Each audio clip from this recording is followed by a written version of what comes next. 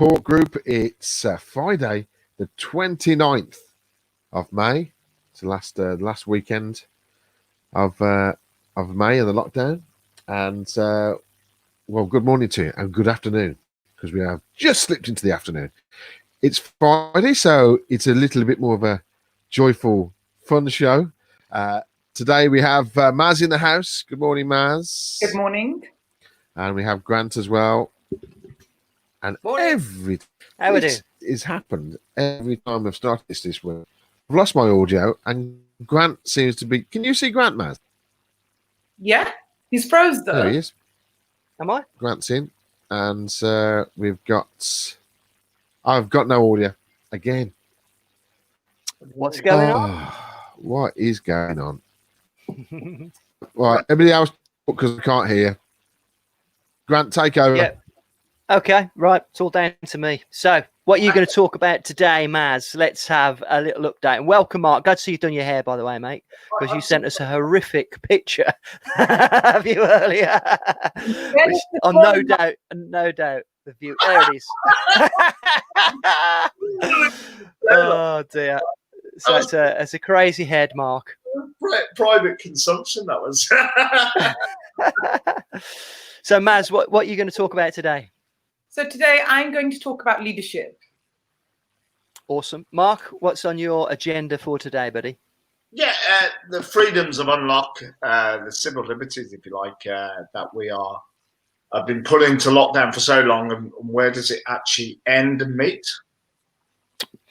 Fair enough. I'd like Grant, to talk what are you talking about? He's back. Here he is. So, yeah, I'd like to talk about what we have been reading / watching to help us with our business during lockdown. Excellent. So, good morning. Sorry about my little technical error right at the start. I seem to be having problems with my AirPods when we go live. It just cuts them off for some reason. It's horrific, but that's just the way it rolls. So, Maz, let's kick things off this morning with yourself. Always looking wonderful. Your hair done there again, and your makeup. Everything was great. Is that ticked all the boxes now? Can I get on with it? Yeah. Yes. Yeah. Excellent. Off you go, Maz. So good morning to the viewers. It's Friday way. So end of 9 weeks of lockdown? Wonderful. Your hair done there again. Is it end of 9 weeks of lockdown? 10 weeks. I think it is 10 weeks, isn't it? 10 weeks, yeah. Oh, okay. So on a Friday, I normally like to go into like a philosophical mode, or I like to talk about a quote. But actually, today I want to talk about leadership. I was on the phone yesterday to one of my good friends, and we spoke about different leaders, leadership, pandemic, and Jacinda Ardern came up in the conversation. For those who don't know, she's the Prime Minister of New Zealand. She's also the youngest female world leader, and she's also the first woman in 30 years to give birth while in office. And me and my friend, we spoke about a video that we saw online about her, where she actually goes live on air just quite recently when the earthquake struck. And she barely pauses as the camera jolts, and you can see the room shaking. And she casts her eyes at the ceiling, and she says something like, and she's smiling, and she says, "Oh, we're just having a bit of an earthquake here." And there's this demeanor about her that's so calm. And the video went viral, and there was admiration around the world. And I was like, wow, if I was in that situation, what would I be doing? And then it made me think, what do we look for in a leader? A person who can lead, who can devise, execute, and narrate a strategy. Leaders have to set out difficult choices. They have to make difficult decisions. They need to take the country into their confidence about why they make certain decisions. And as a leader, you have to show genuine empathy for the difficulties the people are facing and take them with you. Natural empathy has always been a strong point for Ardern, I think. I've been following her for a while now on her social media platforms. And I actually saw that in her handling of the massacre, where you had the 50 Muslims in the Christchurch mosque. I think it was last March.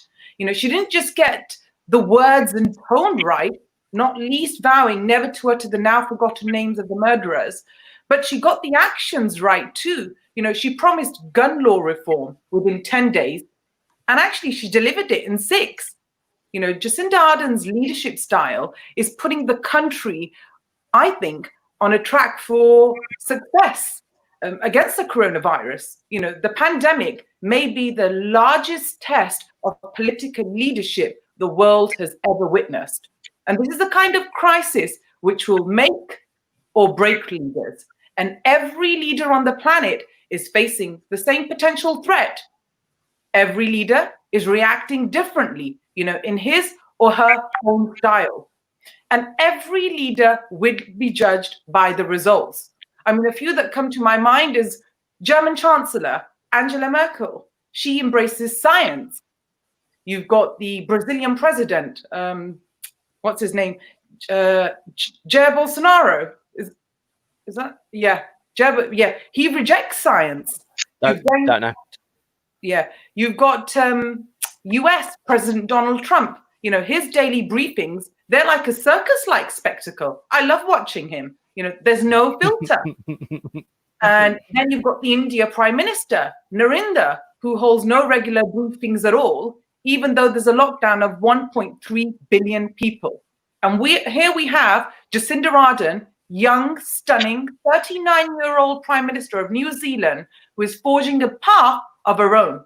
Her leadership style is one of empathy in a crisis that tempts people to fend for themselves. Her messages are clear, consistent, and somehow simultaneously sobering and soothing. On her approach, it's not just resonating with her people on an emotional level, it's also working remarkably well. She's a great communicator. I love that about her. I mean, one of her innovations has been the frequent Facebook live chats that she manages to be both very informal and informative. She justifies severe policies with practical examples. For example, people need to stay local. And she says that's because if they drove off somewhere too remote to a destination, the car would break down. She's acknowledged that as a parent, it's really difficult to avoid playgrounds. But what she said is, she explained the virus and how it can be on the surface for 72 hours, and we don't want it to affect our children.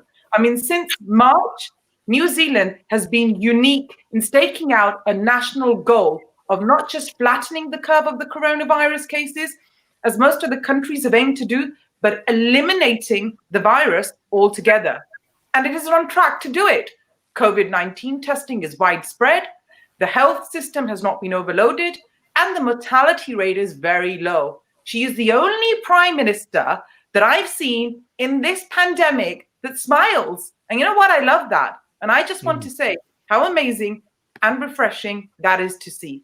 So on that note, over to you, boys. There's a line. I love that line. So I found the video. I've got the video. Obviously, you saw it pop up when I was there. I'm going to write to our software providers here, because we do have a slight error there, because when I'm trying to find something and then I'm trying to put it into the block to share, it comes up on screen automatically. So that's no good when you're trying to do this. But luckily, Maz is a professional and it didn't throw her off her stride at all. So let's just get this rolling and see what she's got to say for herself. More than burning regulations. Does this mean Clark can now build a shed out the back? No, it does not, because he already has a shed, and the last thing we need is another shed for Clark. He has 2. But it is. We're just having a bit of an earthquake here, Ryan. Quite a decent shake here. All right. But if you see things moving behind me, Has it stopped, the Prime beehive Minister? moves a little more than most. Has it stopped, Prime Minister, or is it still going? Yep, no, it's just stopped. Okay, and you're feeling safe and well to continue the interview? No, we're fine, Ryan. I'm not under any hanging lights. I look like I'm in a structurally sound, Okay, all right. sound place. I can see and hear already that our news teams are getting onto this, Prime Minister. We will. That is great. How amazing is that? I know, because to be honest, if it was Mark in that position, he'd be out the door quicker and leaving his kids and wife behind. He'd be gone. It's interesting you say that, Matt, because as you know, the other day when we were doing the interview of the show for the retail sector with Tony Elvin, my daughter came in saying, Daddy, you know, Ella, her sister, 7-year-old sister, has fell flat on her face off the slide. And I was like, on live thinking, what do I do? What do I do? The mother is in the house. The mother is in the house, but yeah, I'm on live working. You did. It was quite calm and cool. I mean, I thought it was hilarious because she came in obviously from the door, as we all have. Well, not Maz and Grant, but we do. And he said, "Oh, and he literally said to the camera, "Yeah, the mother's around in the house somewhere. She'll be fine." And he just carried on. I just saw her a few minutes later getting up, just like laughing, like, and I was like, "Okay, that's okay then." But yeah, so it does show, I mean, it does show great leadership, and unfortunately, we have to mention Andy Moore again here because he did say, I know, I'm sorry, when we were having a chat the other day, he did say that she's the New Zealand Prime Minister is one of the strongest leaders we've had on the planet for about 20-30 years, and she's young. She's 39. Yeah, that's right. Well, there's nothing wrong with that. You can be young and powerful and leadership. What Maz is trying to make there, she's progressive. Yes. So no matter how old you are, or how, in this instance, how young you are, or gender specific, she's a progressive, female prime minister, and in this ultimately in this country, we seem to vilify female prime ministers. Look at Thatcher, strong woman, stayed there for a long time. But May was shot down wherever she went when she was given a poisonous chalice as Brexit. Now, I've obviously got to be careful because one of my members said, like, hang on, I'm not happy with the email we just sent out a newsletter about political views. And I was a bit like, really? These are my views. But at the same time, politics is affecting business right now. So if we're avoiding it, then we are not doing any businesses any justice. So that's my point. I think people have to respect everybody's view. I've had somebody actually say to me, I was saying to Matt the other day, they called me up and they said, we've been watching your show and we didn't realize that you do a show every day. And I said, yes, I do. And they said, we don't agree with you. I said, whoop, okay. Controversial. Yeah. And actually, I was scared to come on the following day and voice how I felt. Yeah. And I thought, but you can't. Yeah, I mean, it is difficult when you do these type of things because obviously the comments come in. We've been very, very lucky because the comments that we've been getting across Facebook have always been very positive, and no one's really, we can say, slagged us off in what we've saying. No. They've just questioned what we've said or had their own thing, and that's a great way. There's a lot of people who get quite hit hard across social media. Come on, a lot of negativity. Yeah. But so you should question everything. And that is my point here. We're questioning our leaders, and we are leaders in our own industry. So whether whether you're the prime minister or leading your own business or actually leading an organization in the industry, your viewpoints are your viewpoints. But at the same point here, and this is paramount to us all, you have the right to question anyone. And that is what we do on this show. We question everyone and everything which is in the news. That's correct. I mean, it's like, look at me and Matt. We didn't agree on Cummings. I thought he shouldn't have done the 60-mile round trip for the eyesight. But that I respect that. I respect. Clearly, you were wrong. Anyway, Grant. So you like. So you're always a big speaker of leaders and read up a lot on leaders. And I mean, what is your thoughts on I this? think it seems to me. I mean, I was in New Zealand last year, and I've got to admit, I love the country. It's an awesome place, and I think that little video that you just showed summed it up, doesn't it? The newsreader's got a ponytail, a guy with a ponytail who's really cool and laid back. They've got a hot prime minister who's really laid back as well, and young and dynamic. I think it sums up the country. It's such a cool country. But I read about it this morning. The way that they dealt with the lockdown. And I've got a couple of friends over in New Zealand who I've kept in touch with briefly. Over this period. And even though their outbreak was really, really limited, they locked down really quickly when they had hardly any COVIDs at all. Their whole health system has been, literally, they've only had a few cases the whole time, but they've still been really strict in terms of the way that they've adhered to everything. And it's a testament to them. I mean, they closed their borders. It's only this week that they're opening their borders and allowing people from Australia to fly in. I mean, and they've had something like 1,000 cases in total of COVID. They've got nobody in hospital now in New Zealand with the disease, and they've just got a few cases left who are self-isolating at home. So they just took a really dynamic and proactive approach to it. They didn't mess about. And in answer to your question, Matt, from a leadership point of view, that's what it needs, isn't it? It needs dynamic action. And now they're in a position where they can open up. So this brings up a few different moral issues, though, I think, because although they acted swiftly, I don't know the figures on this, but I would guess their economy has been as badly damaged as everywhere else, because they've been in severe lockdown the same amount of time, even though their actual death rate is amongst the lowest per capita on the planet. Whereas if you look at the UK, we've got one of the highest, and we've got a huge death rate, and yet the economy is likely to have suffered the same.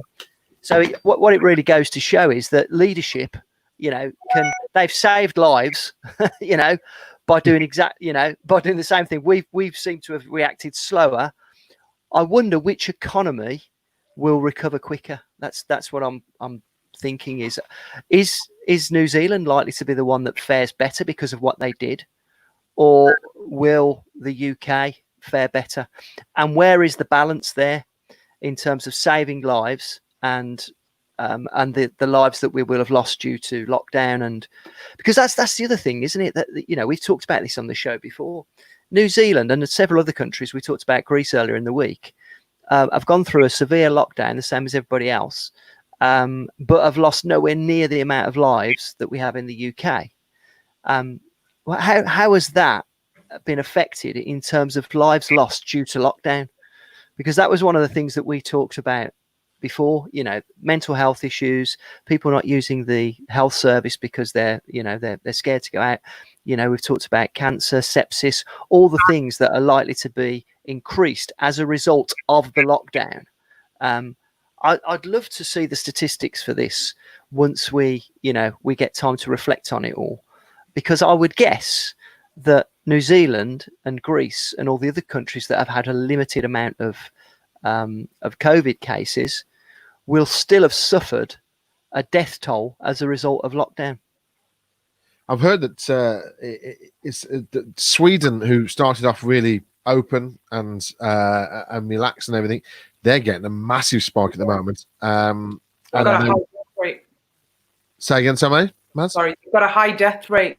Yeah, and because they didn't do any lockdown at all, they were hoping for herd mentality, but Herd immunity. Right. Actually, that's better. It should be herd called mentality. Immunity. Yeah, but now they're saying, should we go into lockdown now? But I think they've sort of missed the boat there, so they're going to have to ride it through. But I think they're going to get hit quite hard for their death rates and how many cases they've got, which, I know our death rate is very high, but I know we were quite late in the game for lockdown, but I think the lockdown was essential. I know there's a lot of people probably in the future will look back on it and think that it wasn't the correct way of doing things, but I think it was.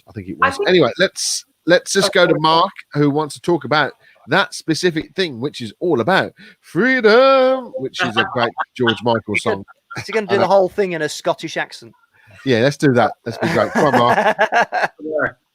Thanks for that input. Yeah. So what is the price of unlock? And again, are the British people having to pay for their freedom and their liberties? And rightly so in some respects, because we are still in, as the Prime Minister puts it, a delicate balancing act between what we can do and what we can't. Yesterday, he announced that we can now meet in gardens in groups of 6 people, and you will still need to keep the 2-meter distancing, but at the same time, you'll be able to see your loved ones again, parents, grandparents, bring families together. You could even have a barbecue, though you still need to make those all important decisions of staying 2 meters apart and making sure that you wash your hands. But with the new track and trace coming on board now, what does that actually mean? Well, looking between the lines, you'll get a call, you'll get an email, you may even get a text saying that you have been in contact with someone with coronavirus and you should now isolate for 14 days. Yeah, this is something that the British people will have to take on board again, just as they see their freedom at the end of the tunnel coming closer. You'll be struck away. The carpet will be pulled from under your feet to say you can no longer go out. You've been in contact with someone that you chose to be in contact with, and now you need to isolate for 14 days. Will this prove to be too much for some people when you start pointing and blaming? Hang on, why didn't you tell me you were suffering from these symptoms? Why didn't you notice? Why was I put into a situation now that I could or should or would have COVID-19? These are all the things that, again, the government, as Maz points out, are looking for leadership, but they're putting it back on the British people. Just as we start to think that we need to push the economy forward, how we need to look and make things move forward, in as much as we need to start spending again. We need to start moving the country forward. We need to put the great back in Britain. Everything that we've done here in my organisation has all been about that. And again, we have to question our politicians. We have to question them and scrutinise. And we expect the parties that are opposite them to do just that. But as one of our panelists mentioned yesterday, Grant, when he said that, have we gone too far with the vindictive approach of Dominic Cummings? And again, as I listened to the briefing last night, the questions kept on coming from the press. The first being, are you going to sack Dominic Cummings? Was he wrong to break the rules?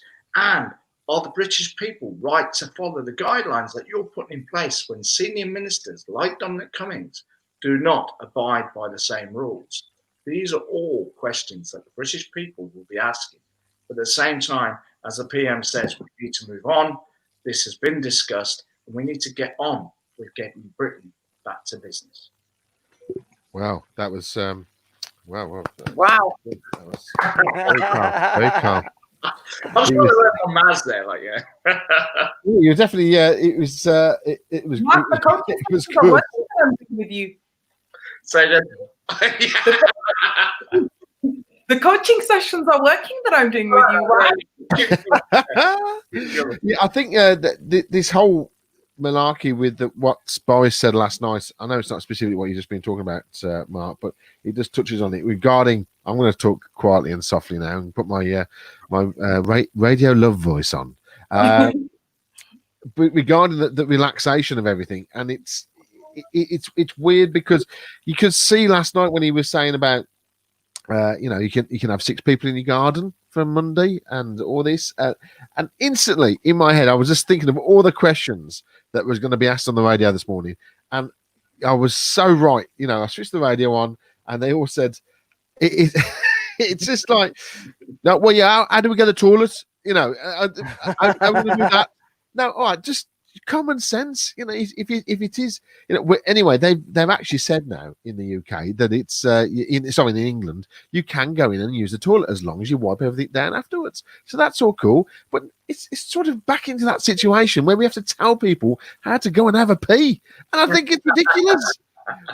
We can have 6 people in the garden, and the only question that I raise is we've got 5 family members in this house. Does that mean we only can have 1 person extra in the garden, which is not going to work? Or do we keep the rest in the house, and then that means we can have extra people in the garden? So but it's common sense, and it's all about common sense. And I don't think everybody's ready for this to be this relaxed, this fast, because we are moving fast. And he's saying that the pubs will be open halfway through next month. Well, And you know what was interesting. I'm not great with names, but obviously the scientific, scientist on the panel, he was saying like, yes, we are relaxing the whole lockdown, but this does not mean that we need to become complacent with it all, and we need to still be vigilant, washing our hands. That is the biggest message they want to get across there.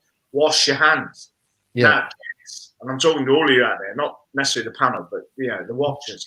Wash your hands, because I've been to the toilets before we ended up in the situation of lockdown in public toilets. I thought you meant just before he was coming on air.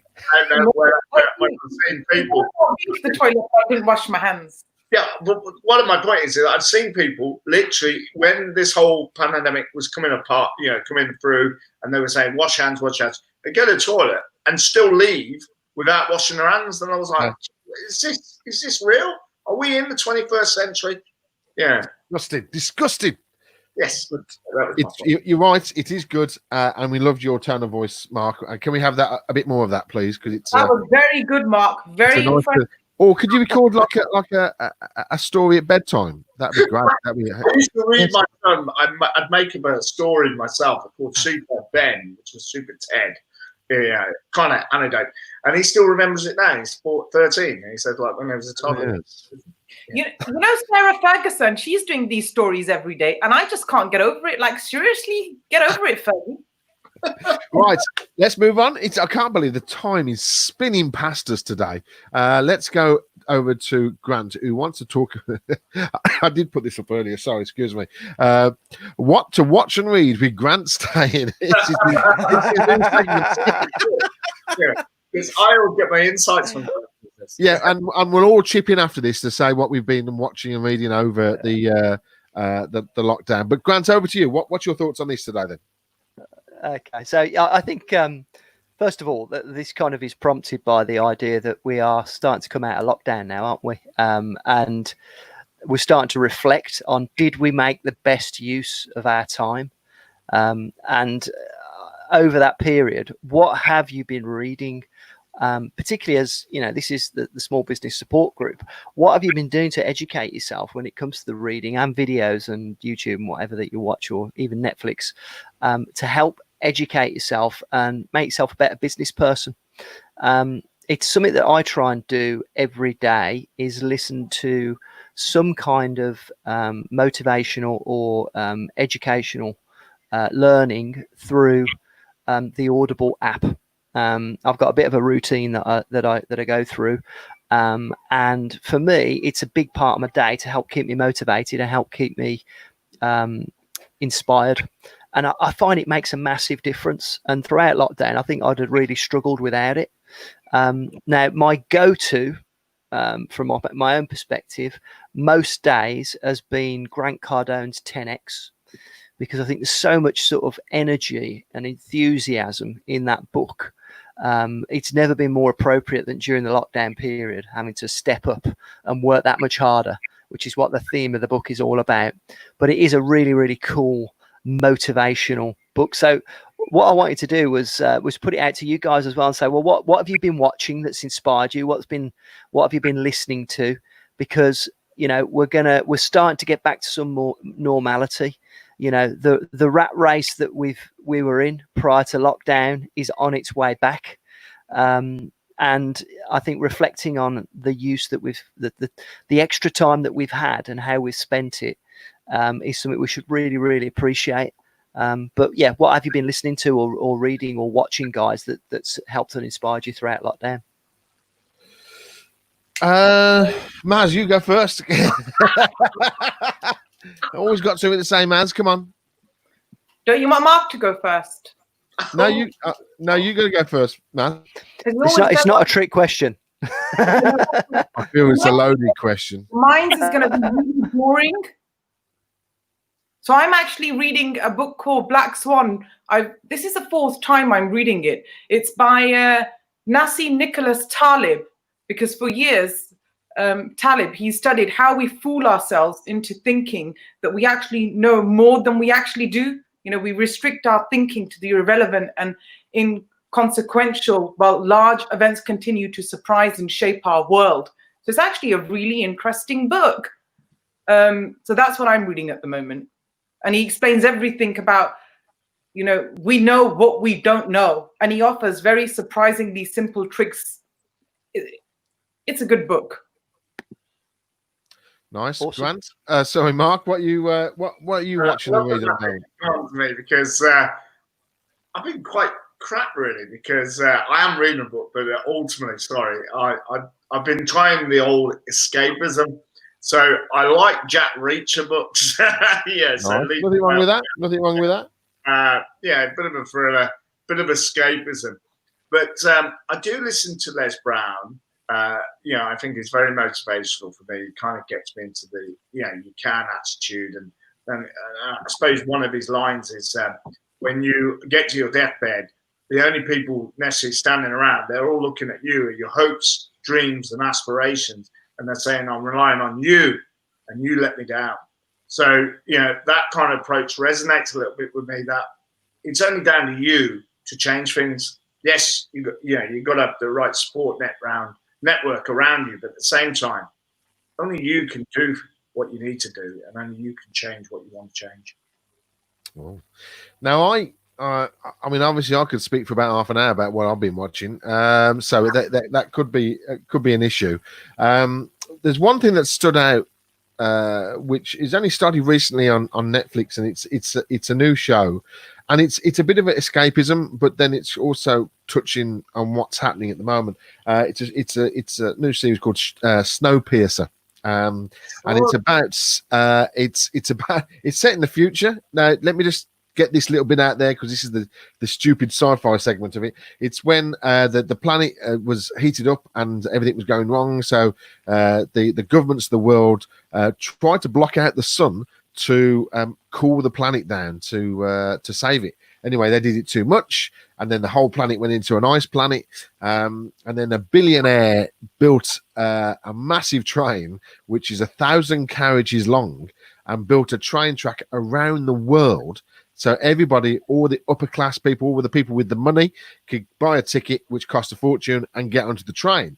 Now, as that train was leaving, it was invaded by people who didn't have enough money, and so they were at the back of the train. And basically, it's a class system on a train, and basically all the poor people and people who didn't have enough money to buy the $1 million tickets are right stuck at the back of the train, and they're just trying to get forward through the train all the way through the series. Now, we've only seen 2 episodes of it. It's a very famous book as well, and it was a terrible film about 4 years ago, which no one talks about, but it's quite significant at the moment because it's just showing how trapped people and how they can lose their minds, and it's just that fight. The people have got fight with them all the time, and the people in the lower end of the back of the carriage are mistreated terribly, and they're always fighting forward to get forward in the train.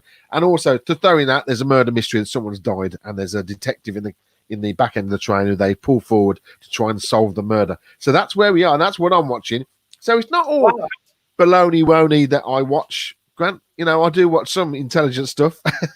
Well, you know, that is quite interesting to me. And I think it's very much, you know, it is with literature, and I've read nothing over this lockdown period, absolutely nothing, and I do feel terrible about that. But it's always been a visual medium for me.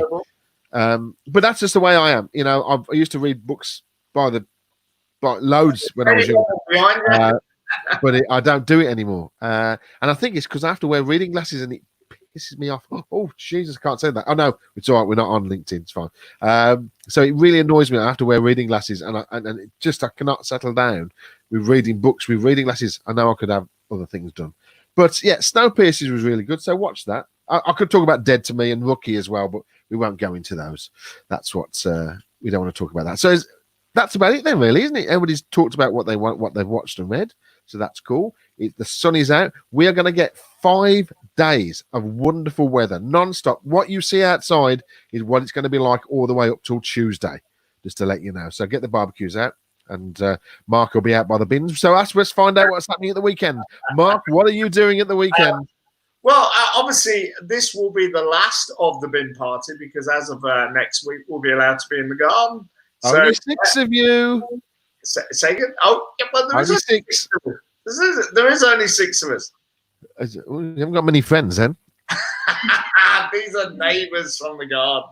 Oh, not friends, just neighbours. Okay, right. You look. Yeah, okay. The bin party, yes. Okay. So the bin parties tonight. Anything else over the weekend, Saturday and Sunday? Going to do a bit of running, cycling? I've got to get my run in tomorrow because my wife was working today, so I couldn't go out. So cycle tomorrow. I do a cycle on Saturday, so I have to do my run as well because I'm still doing the Catch 5K, which is interesting. And obviously, are the barbers open at the weekend? Just going to say, hey guys, that's a good. It's actually you can see you've lost weight there, mate. Your face is thinning out. No, I'm not being nasty. I'm just being honest there. Matt, what are you going to do at the weekend? What are you up to? I'm having an afternoon tea on Saturday in the park with friends. Oh wow! Okay, that's nice. Don't forget to do your makeup. That'll be excellent.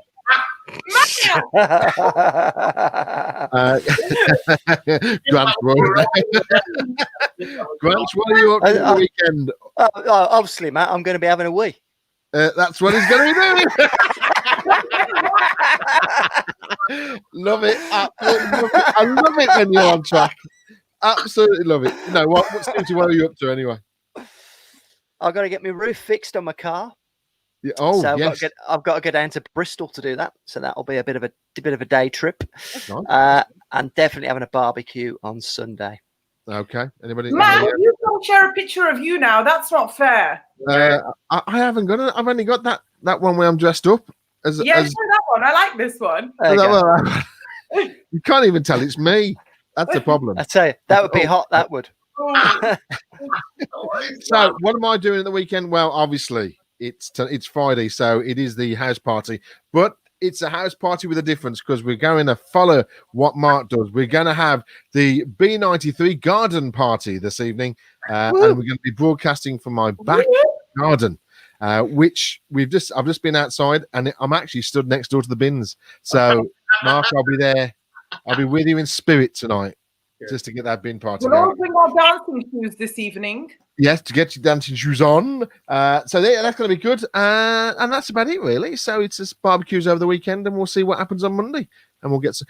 Can we have people in the garden on Sunday? Do you think that's okay? I think people will be pushing it. Yes. I think so. I think because we've been invited over the road for a barbecue on Sunday, and there'll only be 6 of us. So I think we'll be all right, won't we? 24 I don't think you'll get arrested. No, I don't think so. Or social distancing, and I don't have to use a toilet because I can just go out the back gate and come back to my own house and use my own toilet, which I've always done anyway. I hate using other people's toilets. Anyway, let's not talk about that. Anyway, that is it. Thank you for sharing that, Matt. It's caring and sharing, Maz. Caring and sharing. It's not what you told us earlier. You said you were going to go to the toilet. There you go. Right. This is getting weird now. It's weird. It's fine. It's fine. I'm so going to look for a photo when you're not expecting it, Matt. Trust me. Please do, because you know what? I don't care. I don't care. Right, everybody. We'll see you Monday. Have a wonderful weekend. Thanks a lot, Maz. Thanks a lot, Grant. Thanks a lot, Mark. See you all. Bye-bye. Bye.